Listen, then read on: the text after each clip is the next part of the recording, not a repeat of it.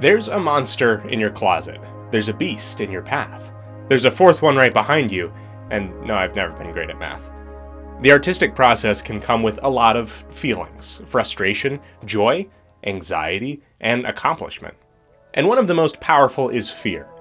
But instead of turning to run, it's time to use these beasts to your advantage.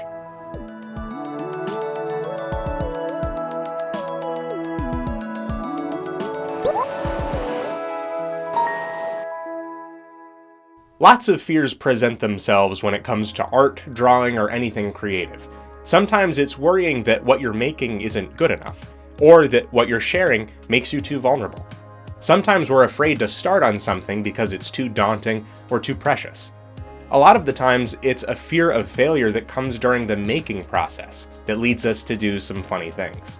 You may have heard the term resistance before, popularized in the book The War of Art, in reference to an almost personified force that manifests itself as anything that keeps you from doing your work. And fear can have a remarkable amount of pushback on getting anything done. Either knowingly or subconsciously, you've probably had any of the following thoughts. I can't draw that because I don't know how.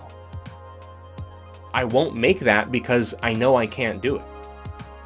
Last time I tried that, it went poorly. I won't risk doing that thing because I'm afraid of looking foolish in front of other people.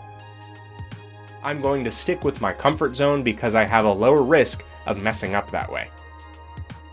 I'm going to wait to start this project because it needs to be executed just right or perfectly. I'm going to work this way or make this creative decision because that helps me go around or avoid the thing I'm not good at.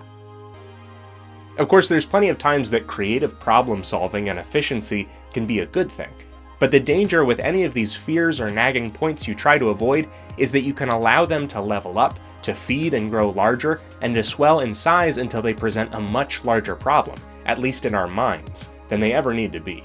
Let's take some time then to think through what's actually happening here and help you to perhaps nip any of these beasts in the heel and send them running. After all, fear is an instinctive, often emotional reaction, but turning the lights on can show there's nothing in the closet. Reasoning and logic can help dissuade the fear. If you won't draw something because you don't know how, there are any number of causes for the fear behind it. So with any of these, keep dissecting it backwards. Ask yourself why.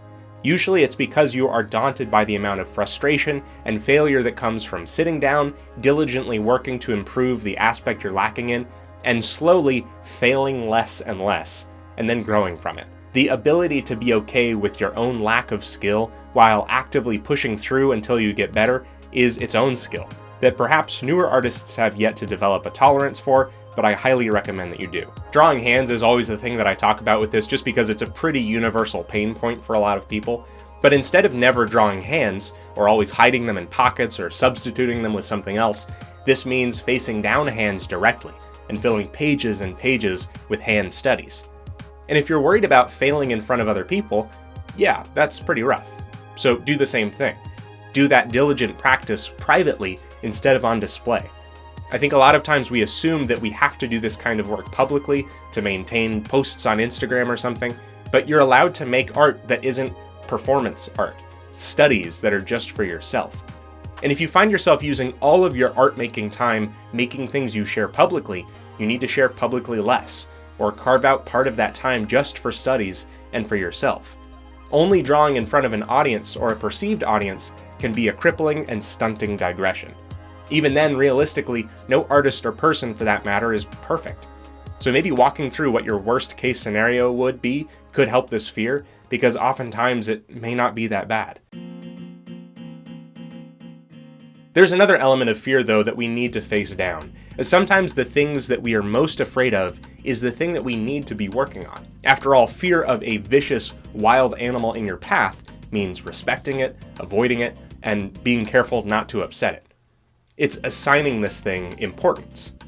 Now, you may call it fear, but is there some work, some project, something with your art that you're fearing out of respect for it? A feeling that is actually importance?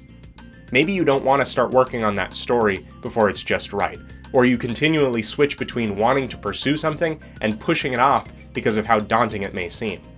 That ginger tread on the ground near the beast is importance. You've assigned it importance. You're afraid of messing up the same way that a new parent is afraid of messing up. But that importance means something. It means it's what you need to be working on or toward right now. So don't allow the fear of it to make you averse to continuing or to allow you to procrastinate. Some part of you knows the work that you should be doing is the beast that's right in front of you. Subscribe if you haven't already to the new videos we make every week here on Character Design Forge. You can keep my forge burning at patreon.com/bageldenizen, and you can follow along on Instagram, Twitter, or Twitch at bageldenizen. Thanks for watching.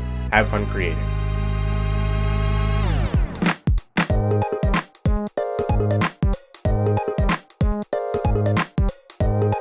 Jump scare.